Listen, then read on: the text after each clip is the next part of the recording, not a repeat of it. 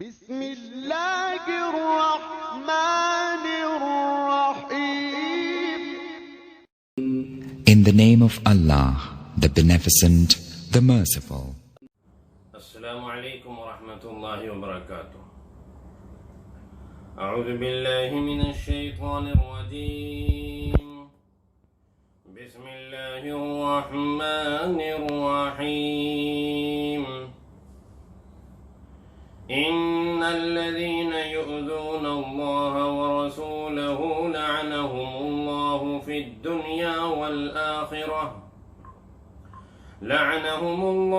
الدنيا والآخرة وأعد لهم عذابا مهينا.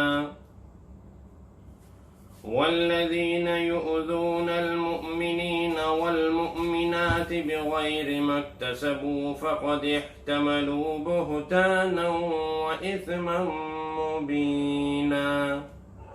صدق اللہ العظیم. یہ سورہ احزاب کی آیت نمبر 57 اور 58 ہے. جیسے کہ آپ کو معلوم ہے پوری صورت میں اللہ تبارک و تعالی نے اس بات کا ذکر کیا ہے اور جتنے واقعات درمیان میں آئے ہیں وہ اسی مناسبت سے آئے ہیں کہ اللہ کے نبی صلی اللہ علیہ وسلم کو کسی بھی طرح کوئی بھی شخص تکلیف نہ پہنچائے، آپ کی تکلیف کا باعث نہ بنے، آپ کو تکلیف پہنچنے کا ذریعہ نہ بنے.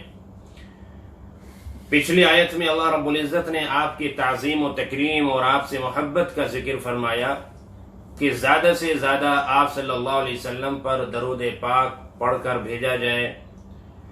یہ آپ کی محبت کی علامت ہوگی، آپ کی تعظیم و تکریم ہوگی. اور اللہ رب العزت نے خود کو بھی اس عمل میں شامل فرمایا. چنانچہ اب جو تکلیف جو لوگ پہنچاتے ہیں آپ صلی اللہ علیہ وسلم کو، چونکہ عام طور سے مدینے میں منافقین بھی تھے جو آپ صلی اللہ علیہ وسلم کو تکلیف پہنچاتے تھے. عبداللہ ابن ابی تھا اور اس کی جماعت تھی. تو ایسے لوگ جتنے بھی قیامت تک ہو سکتے ہیں ان سب کے لیے اللہ تبارک و تعالی نے اس آیت کریمہ کے اندر ایک میسج چھوڑا، ایک پیغام دیا ہے کہ یہ لوگ تکلیف پہنچانے سے باز رہیں ورنہ یہ اپنی دنیا اور آخرت تباہ کریں گے. آپ صلی اللہ علیہ وسلم کو نامناسب الفاظ سے پکارنا، آپ کے بارے میں غلط سوچنا، آپ سے بدگمانی رکھنا، آپ سے نعوذ باللہ ایک دل کے اندر دشمنی رکھنا، یہ کفر کا باعث ہے. وہ شخص مومن تو ہو ہی نہیں سکتا جو آپ صلی اللہ علیہ وسلم سے دشمنی رکھے، جو آپ سے بدگمان ہو، جو آپ کے نسب میں، آپ کے خاندان میں، آپ کے دین میں، آپ کی شریعت میں، آپ کے گھرانے میں اگر کوئی عیب نکالتا ہے، کوئی کمی نکالنے کی کوشش کرتا ہے تو یہاں اس بات کی گنجائش نہیں ہے ہرگز کہ وہ ایسا کرے، کیونکہ یہ آپ صلی اللہ علیہ وسلم کی تکلیف کا باعث ہے. اور جس نے اللہ کے نبی صلی اللہ علیہ وسلم کو تکلیف پہنچائی اس نے اللہ کو تکلیف پہنچائی. چنانچہ اللہ فرماتے ہیں کہ ان الذین یؤذون اللہ، بلا شبہ وہ لوگ جو اللہ کو تکلیف پہنچاتے ہیں. سبحان اللہ. اس میں آپ صلی اللہ علیہ وسلم کی عظمت کو آپ ذرا دیکھیے، آپ کے مقام اور مرتبے پر آپ غور کیجیے. اللہ تبارک و تعالی کی محبت کس حد تک، عشق کے درجے تک ہے آپ صلی اللہ علیہ وسلم سے کہ اللہ نے آپ کی تکلیف کو اپنی تکلیف بتایا کہ جس نے میرے نبی کو تکلیف دی اس نے مجھے تکلیف دی. حالانکہ اللہ تبارک و تعالی اس چیز سے بالکل پاک ہیں، یعنی کہ کوئی اللہ کو تکلیف کیسے پہنچا سکتا ہے. اللہ رب العزت کے اندر کسی طرح کا کوئی نقص نہیں ہے، کوئی کمی نہیں ہے. یہ تو ایک کمزوری والی بات ہو گئی تکلیف کا پہنچنا یا تکلیف کا احساس ہونا، لیکن اللہ تو ہر کمزوری سے پاک ہے. لیکن پھر بھی اللہ رب العزت نے اس کا جو یہاں یعنی اپنے کو جو اللہ نے یہاں پر شامل کیا ہے یہ صرف آپ صلی اللہ علیہ وسلم کی محبت اور آپ کی تعظیم اور آپ کی تکریم کی وجہ سے، تاکہ ایک میسج بندوں کو یہ ملے کہ اللہ نے آپ کا کتنا اونچا مقام بنایا کہ آپ کی تکلیف کو اپنی تکلیف بنایا، کتنی محبت. لہذا ہماری کامیابی، ہماری نجات اسی میں ہے کہ ہم بھی اللہ کے نبی صلی اللہ علیہ وسلم سے اس درجے کی محبت رکھیں.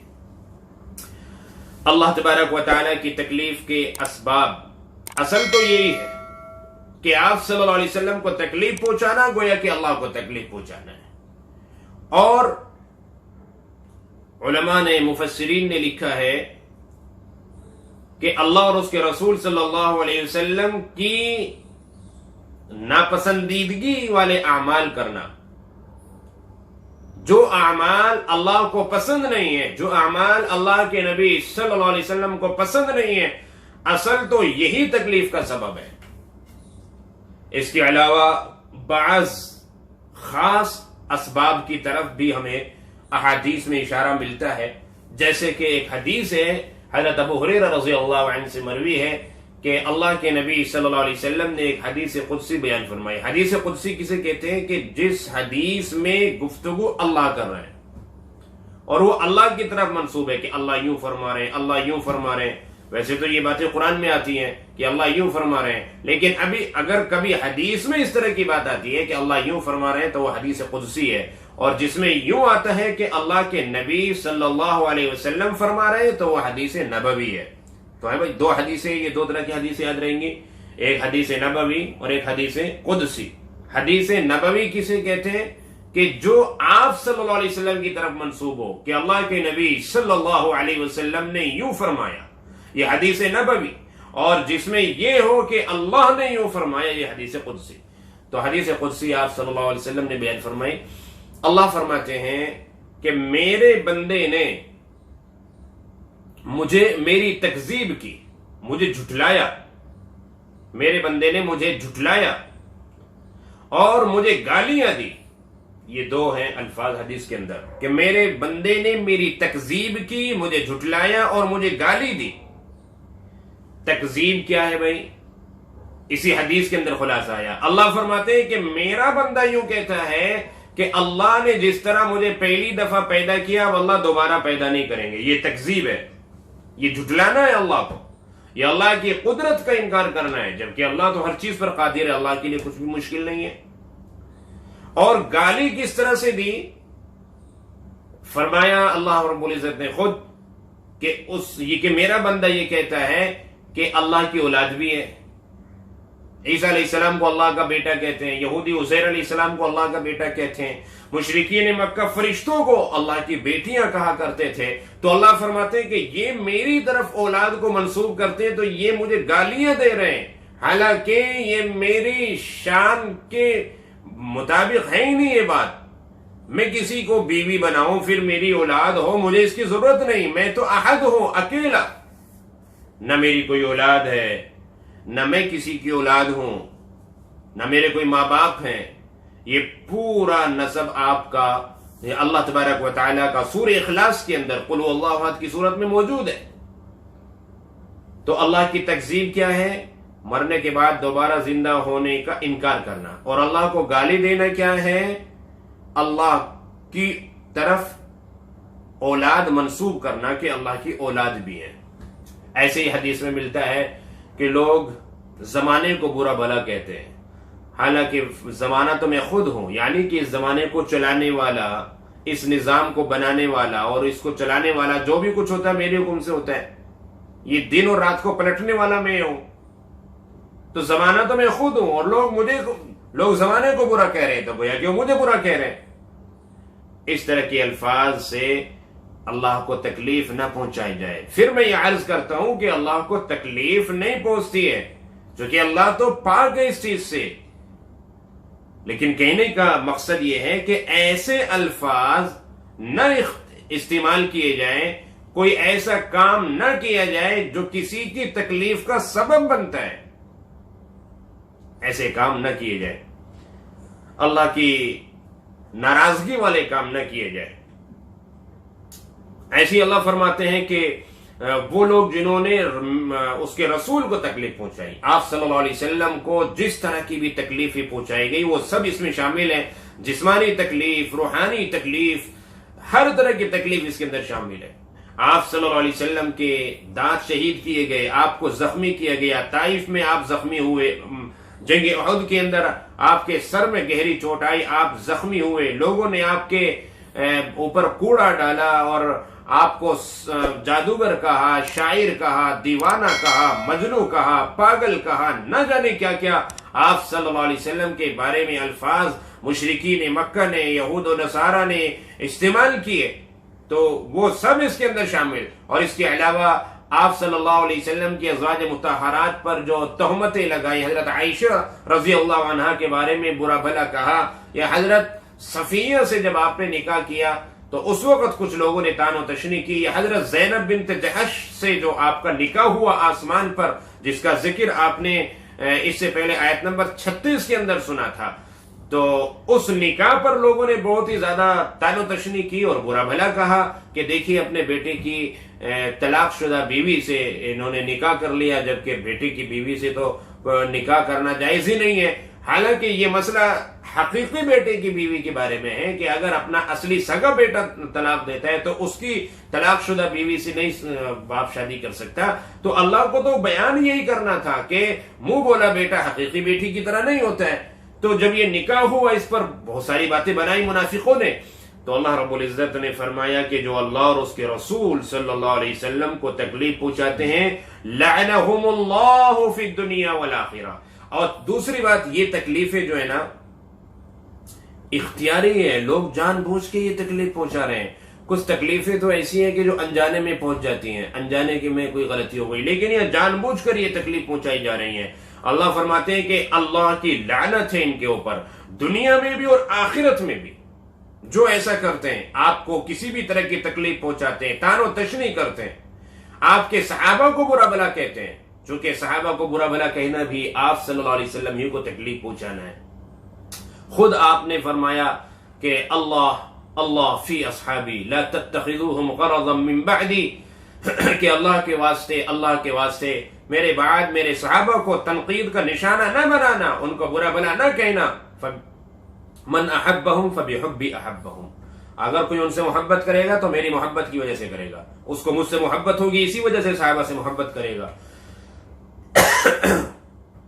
اور اگر کوئی ان سے بغض رکھے گا، ان کو لعن طعن کرے گا، دشمنی کرے گا، تو گویا کہ اس کو مجھ سے دشمنی ہوگی، اسی لیے وہ میرے صحابہ سے دشمنی کرے گا.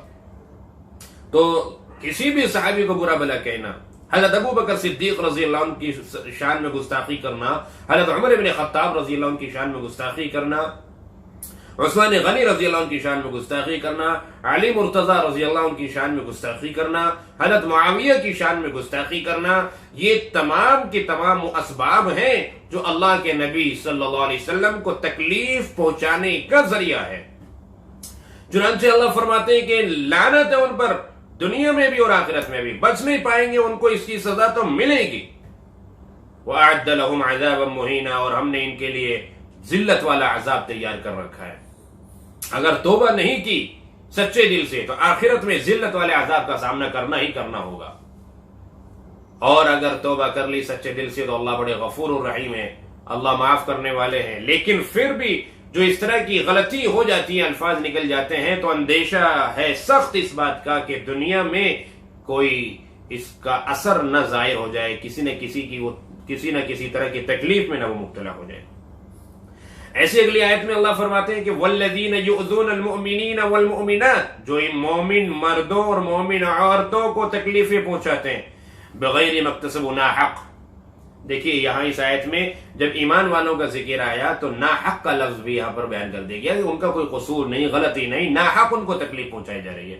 اس کا مطلب غلطی ہو تو تکلیف پہنچائی جائے، عام آدمی نہیں، حکومت وقت عدالت پھر اس کو سزا دے گی، یہ ایک الگ چیز ہے. چونکہ ایمان والے سے اس بات کا احتمال ہے کہ اس سے کوئی غلطی سرزد ہوئی ہو، اس لیے اللہ نے یہاں اس لفظ کا استعمال کیا کہ ناحق اگر کسی مومن مرد اور مومن عورت کو تکلیف پہنچائی تو اگر وہ اس بات کا حقدار ہے کہ اس کو تکلیف پہنچائی جائے تو یہاں عام آدمی کو پھر بھی شریعت اختیار نہیں دیتی.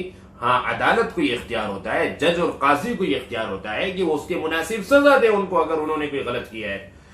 پچھلی آیت میں جب اللہ اور اس کے رسول صلی اللہ علیہ وسلم کو تکلیف پہنچانے کا ذکر تھا تو وہاں پر اس لفظ کا اللہ نے استعمال نہیں کیا ناحق، اس لیے کہ وہاں تو کسی طرح کا کوئی جواز بنتا ہی نہیں. اللہ اس کے رسول کے بارے میں چونکہ وہاں کوئی غلط کوئی رونگ ہو ہی نہیں سکتا، ایمان والوں سے ہو سکتا ہے، اس لیے اللہ فرما رہے ہیں کہ ناحق اگر کسی مومن مرد اور مومن عورت کو اگر کوئی تکلیف پہنچائے، ان پر کوئی الزام لگائے، کوئی بہتان لگائے، کوئی تہمت لگائے, کوئی غلط بات ان کو کہے, کسی بھی طرح کی کوئی تکلیف پہنچائے, پڑوسی کو تکلیف پہنچا رہا ہے, رشتہ دار کو تکلیف پہنچا رہا ہے, چاہے وہ اپنے الفاظوں کے ذریعے سے دل دکھا کے تکلیف پہنچا رہا ہے یا دوسرے اور کسی طریقے سے تکلیف پہنچا رہا ہے, وہ ساری شکلیں اس میں شامل ہیں. اور مومن کی شان سے یہ بات بہت بعید ہے کہ وہ تکلیف پہنچائے, اس لیے کہ اللہ کے نبی صلی اللہ علیہ وسلم فرماتے ہیں المسلم من سلم المسلمون من لسانہ ویدہ, کہ مسلمان تو وہ ہے صحیح معنی میں کہ جس کے ہاتھ پیروں سے دوسرے مسلمان محفوظ رہیں, وہ کسی کو تکلیف نہ پہنچائے, نہ اپنی زبان سے نہ ہاتھ پیروں سے. لیکن اگر کسی نے ایسا کیا, اللہ فرماتے ہیں فقد احتمل بہتانا واثما مبینا, تو اس نے بہت بڑا بہتان یعنی جھوٹ کا بوجھ اپنے اوپر اٹھایا ہے, اس نے بہت بڑا الزام لگایا ہے اور بہت بڑا گناہ اس نے کیا, صاف کھلا کوئی اس نے بڑے گناہ کا وہ مرتکب ہو گیا. حدیث میں آتا ہے کہ کل قیامت کے دن اللہ کہے گے کہ تو نے جو الزام لگایا تھا میرے بندے پر, پہلے اسے ثابت کر, اس کے بعد جنت میں جائے گا. تو اور وہ ثابت کر نہیں سکے گا. نمازیں بھی رکھی رہ جائیں گی, روزے بھی رکھے رہ جائیں گے, حج بھی رکھا رہ جائے گا, کچھ بھی کام نہیں آئے گا. اگر خدا نہ خواستہ یہاں ہم کسی پر الزام لگانے میں, تہمت لگانے کے اندر مبتلا ہوئے, تو اللہ کے لیے ہمیں توبہ کرنی چاہیے. اللہ کے واسطے ان چیزوں میں نہیں پڑنا چاہیے. کچھ نہیں رکھا اس میں, ہم کسی پر تہمتیں لگاتے پھریں, سنی سنائی بات کو آگے پہنچا دینا, یہ بھی تو ایک تہمت کا ذریعہ بن سکتا ہے. اس لیے کہ جو میں نے بات سنی ہو سکتا ہے وہ جھوٹی ہو, میں نے بھی وہ آگے نقل کر دی, کسی نے الزام لگایا, تہمت لگائی, میں بھی اس کے اندر شامل ہو گیا. تو بھائی ان چیزوں سے ہمیں بچنے کی ضرورت ہے, ورنہ اللہ فرماتے ہیں کہ بڑے گناہ کے آپ مرتکب ہوں گے اگر آپ نے ایسا کیا. اللہ پاک ہر طرح کے گناہ سے ہمیں محفوظ فرمائے. السلام علیکم ورحمۃ اللہ.